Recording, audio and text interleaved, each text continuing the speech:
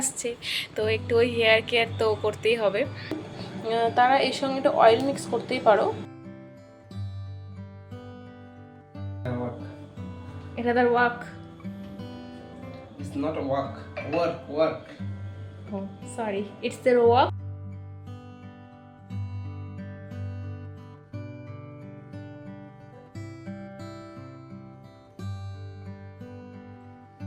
everyone, good morning and welcome to my channel with a brand new vlog. আশা করি তোমরা সবাই খুব ভালো আছো, সুস্থ আছো। তো অনেকদিন ধরে ওয়েদারটা খুব খারাপ যাচ্ছিল, মানে প্রচুর বৃষ্টি হচ্ছিল।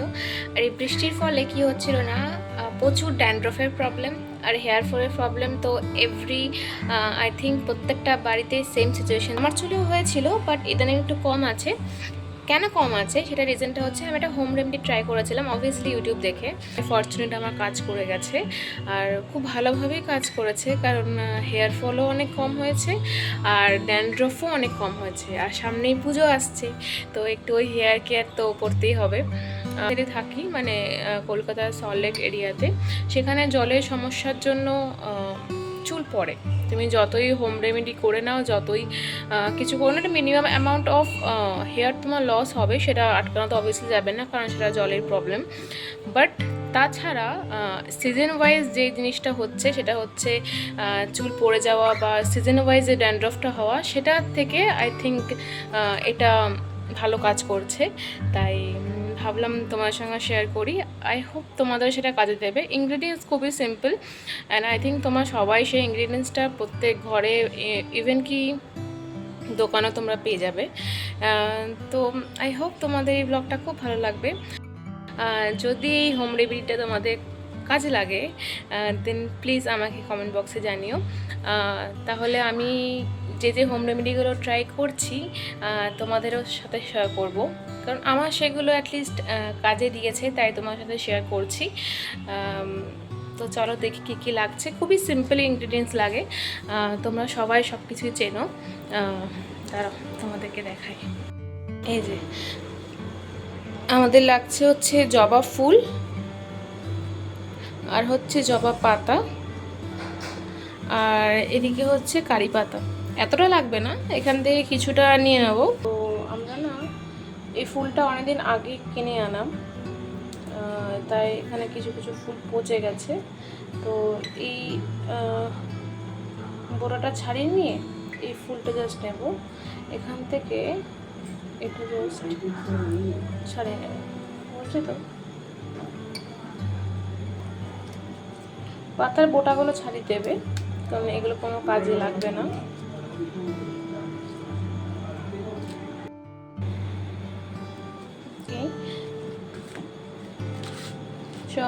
আমি এগুলো ভালো করে ওয়াশ করে নিয়েছি।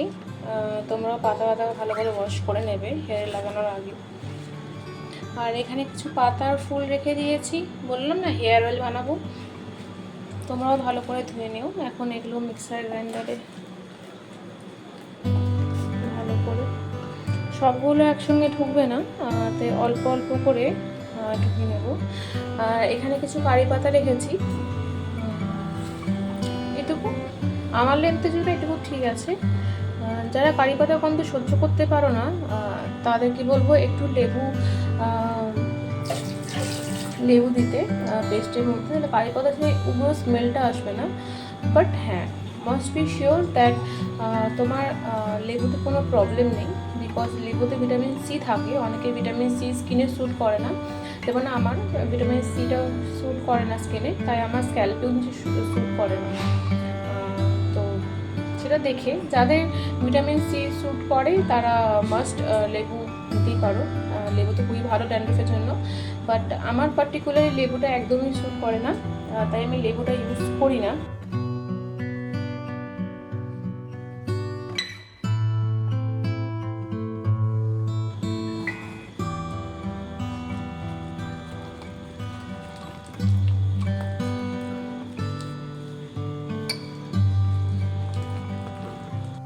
পেস্টটা তৈরি করার সময় তোমরা কোনো রকম জল ইউজ করবে না। ইউজ করতেই পারো যদি লেগে যায় মিক্সারে, না লাগারই কথা, বিকজ এটা একটু ল্যালো টাইপের হয়, স্লাইমি টাইপের। জল ইউজ করলে না এটা টেক্সচারটা আরও ল্যাচল্যাচে হয়ে যায়।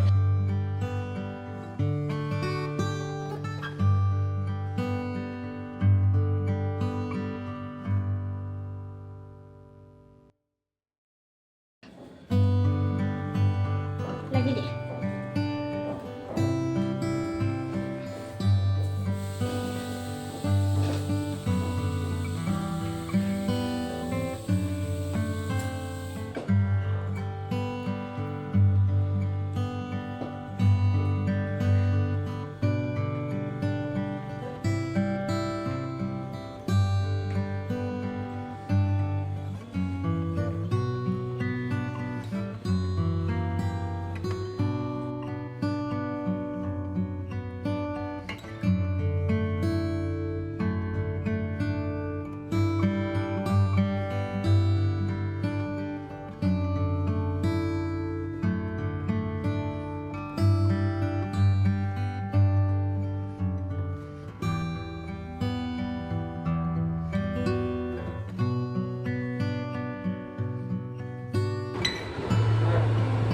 ক্লিপ লাগাও।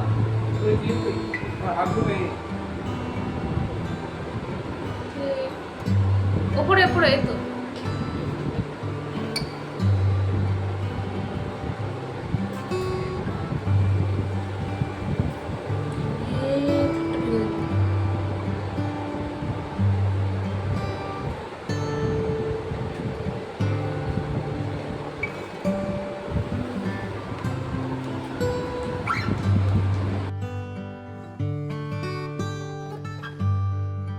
My body, I can eat everything.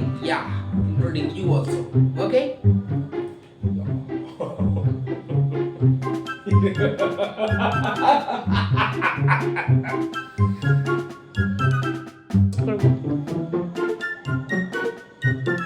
See my eyes. Oh, I can borrow your.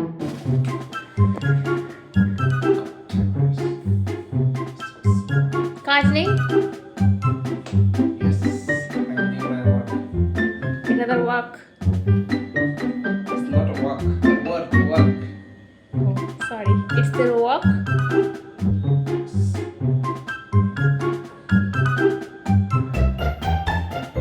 এটা মেসেজ করছে।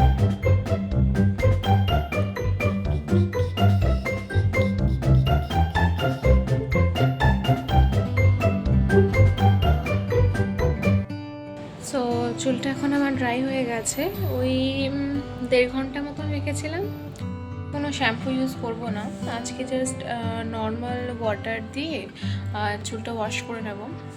কালকে শ্যাম্পু ইউজ করব, তাও মাইল্ড শ্যাম্পু, কোনো রকম সালফেট বা প্যারাবেনযুক্ত শ্যাম্পু ইউজ করবে না, তাহলে ড্যান্ড্রফ আর হেয়ার ফলটা তো অবভিয়াসলি থাকবে। তো আজকে নর্মাল ওয়াশ করে নিই।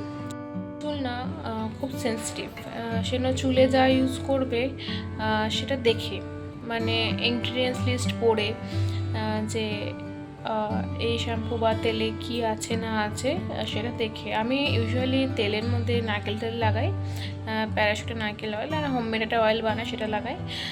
শ্যাম্পু আমি চেঞ্জ করতে থাকি, বাট আমি টিপিক্যালি চেষ্টা করি সালফেট আর প্যারাবেন ফ্রি শ্যাম্পু আর কন্ডিশনার ইউজ করার। আর হেয়ার মাস্ক আমি সেরকম কিছু বাইরে থেকে কিনি না, আমি হোমমেড তৈরি করি, সেটা থেকে আমি লাগাই। হচ্ছে এখানে হিউমিডিটির পরিমাণটা তো অনেক বেশি, মানে আমি কলকাতার কথা বলছি, এবার ওয়েস্ট বেঙ্গলে এখানকার হিউমিডিটি এতটাই বেশি যে সব জিনিস স্যুট করে না, না স্কিনে না হেয়ারে। তো যারা এখানে থাকো তারা রিলেটেড করতে পারবে যে এখানে কোনো জিনিস ইউজ করতে হলে খুব দেখে শুনে ইউজ করতে হয়। অনেক ভ্লগাররা আছে, ইয়া ফির অনেক স্কিন কেয়ার যারা করে বা হেয়ার কেয়ার যারা খুব ভালো ভালো যারা ভ্লগ বানায়, তারা দেখায় তাদের পার্সপেক্টিভ জায়গার হিসাবে। বাট এটা মাথায় রাখতে হবে তাদের ওয়েদার বা হিউমিডিটি আলাদা, আমাদের এখানকার হিউমিডিটি ওয়েদার আলাদা। তো সেই হিসাবে আমাদের নিজের স্কিন কেয়ার হেয়ার কেয়ার করা উচিত। আমার খুব একটা বেশি নলেজ তো নেই এইসব ব্যাপারে, বাট হ্যাঁ যেটুকু জানি সেটুকু তোমার সাথে শেয়ার করলাম। কেমন হয়েছে আমি তোমার সাথে কোনদিন শেয়ার করবো আমার স্কিন আর কেমন ছিল। আজকে যেরকম স্কিন তোমরা দেখছো, আজ থেকে ঠিক 2 বছর আগে আমার স্কিনে এই যে পোর্শনে দেখছো পুরো পুড়ে গেছিলো, মানে পিম্পলস ছিল। তারপর থেকে তুমি না, আমি ইউটিউব দেখে বিভিন্ন প্রোডাক্টস, হোমমেড প্রোডাক্টস অনেক ট্রাই করতে লেগেছিলাম যাতে পিম্পলসটা কমে যায়, বাট কী হয়েছিল না, সেটা কমার বদলে আরও বেড়ে গেছিলো। আস্তে আস্তে না পুরো জায়গা আমার, এখানে দেখতে পারবে এখানে একটা কালো প্যাচ আছে, এই জায়গাগুলো না পুরোটাই পুড়ে গেছিলো। কারণ এটা আমার রিসেন্ট 1.5 ইয়ারের স্কিন। আমার এর আগের স্কিন খুবই খারাপ ছিল, খুবই খারাপ, মানে কিচ্ছু যাই লাগাও না কেন, তুমি যদি নর্মাল আইসও লাগাও না, তাতে আমার দেখতাম পিম্পলস বড় হচ্ছে। স্কিনটা ভিতর থেকে এত ড্যামেজ হয়ে গেছিলো যে কোনো ভালো জিনিসও শ্যুট করছিল না। তো তোমাদেরকে ওটাই বলবো যে যারা মেকআপ ব্লগার ইয়া ফির স্কিন কেয়ার যারা ব্লগ বানায়, অবভিয়াসলি তারা আমার থেকে অনেক নলেজেবল, বাট তারা তাদের স্কিন অনুসারে লাগায়। তার শ্যুট করছে মানে তোমার শ্যুট করবে, এটা কিন্তু কোনো লজিক্যালি ঠিক কথা নয়। তুমি কিছু কেনার আগে একবার ইনগ্রিডিয়েন্টস দেখে নিও যে তোমার এই ইনগ্রিডিয়েন্টসটা শ্যুট করে কিনা। আমি বললাম আমার ভিটামিন সি আমার স্কিনে শ্যুট করে না, একদমই শ্যুট করে না। যত দামি প্রোডাক্টই হোক, আমি ভিটামিন সি এর মানে লো রেঞ্জ থেকে হাই রেঞ্জ সব ধরনের প্রোডাক্ট ইউজ করে দেখেছি, আমার কোনো রেঞ্জের ভিটামিন সি এর প্রোডাক্ট শ্যুট করেই না। অনেক বকবক করে এলাম। তোমরা যদি জানতে চাও আমার স্কিন বা হেয়ারের সম্বন্ধে কিছু, আমি খুব একটা প্রফেশনাল তো নই, বাট হ্যাঁ আমি আমার জার্নিটা তোমাদের সঙ্গে শেয়ার করতে পারি। এই যে আজকের হেয়ার প্যাকটা তোমরা দেখলে, সেটা লেন্থে লাগানোর বদলে চেষ্টা করবে রুটে লাগানো, বিকজ আমাদের ড্যান্ড্রফ রুটে হয়, হেয়ার গ্রোথও রুটে হয়। লেন্থে স্প্লিটেন থাকে, সেজন্য আলাদা হোম রেমেডিস অবভিয়াসলি আছে, বাট এটা ন্যাচারাল যে কাজ হচ্ছে সেটা হচ্ছে রুটটাকে স্ট্রং করা, ড্যান্ড্রফ ফ্রি করা আর হেয়ার ফল কমানো। তোমার যদি লেন্থে নাও লাগে তাও চলবে, বাট চেষ্টা করবো যে পুরো মাথার রুটে যেন তোমার প্যাকটা ভালো করে যায়। এটা এবার দেখাচ্ছি, খুব সুন্দর হয়ে যাচ্ছে বাইরে বাজারটা, দাঁড়া।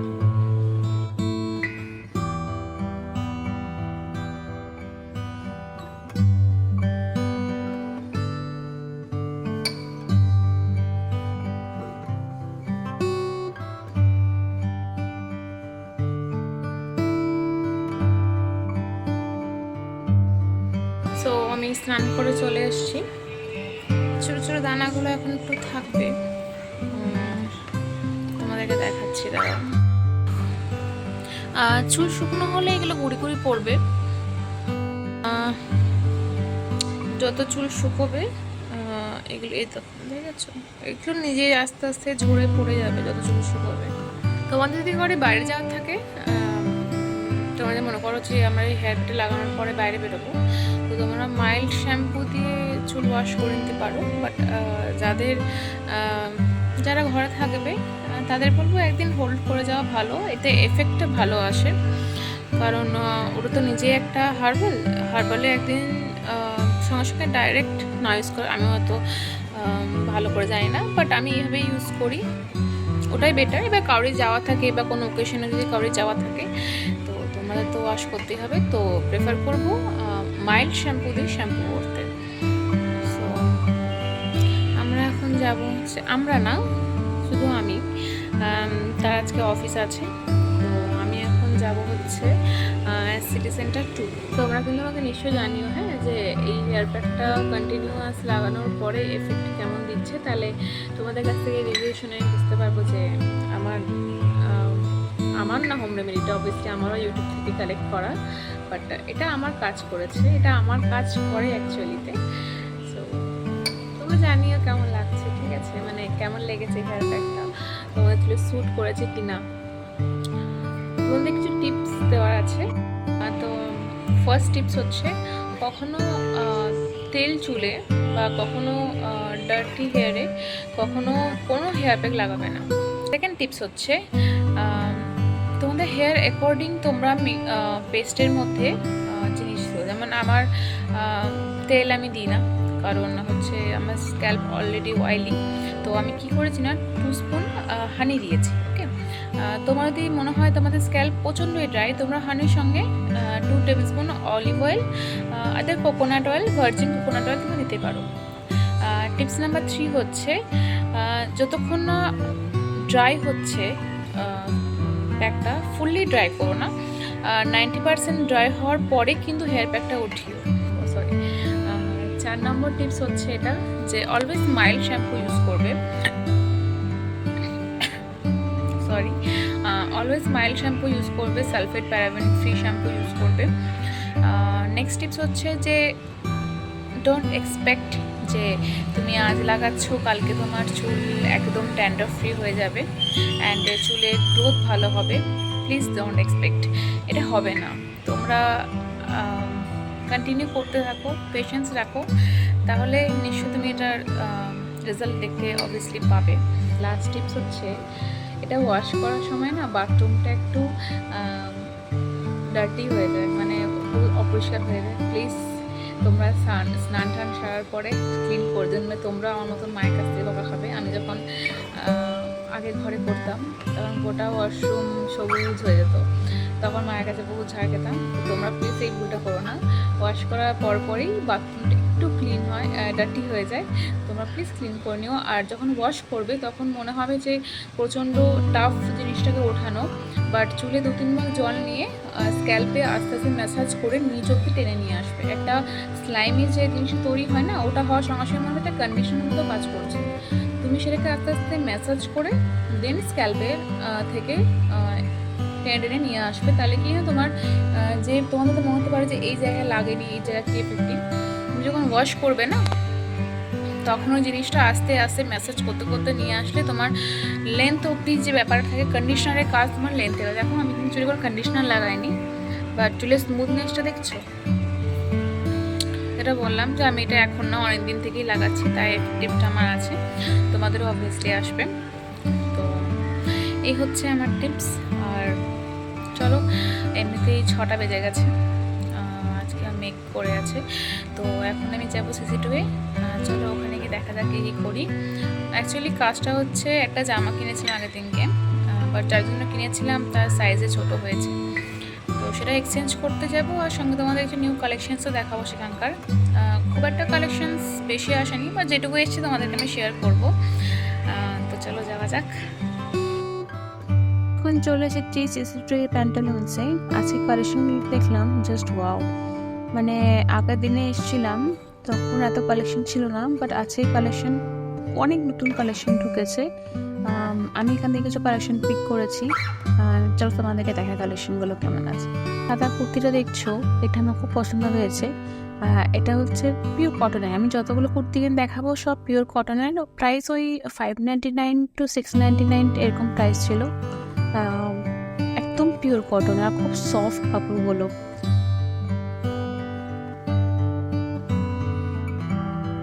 ইয়েলো ড্রেসটা আমার খুব পছন্দ হয়েছিল, কিন্তু এটারও টাইট ফিটিংস হচ্ছিল আর এটার সাইজ আমার ছিল না, তাই আনফর্চুনেটলি এটা নিতে পারিনি।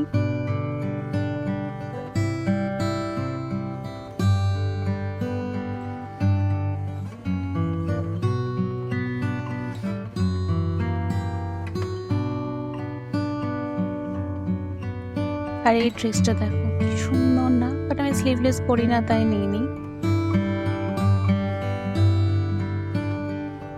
টপটা দেখো, কার কার পছন্দ হয়েছে টপটা আমাকে প্লিজ জানিও।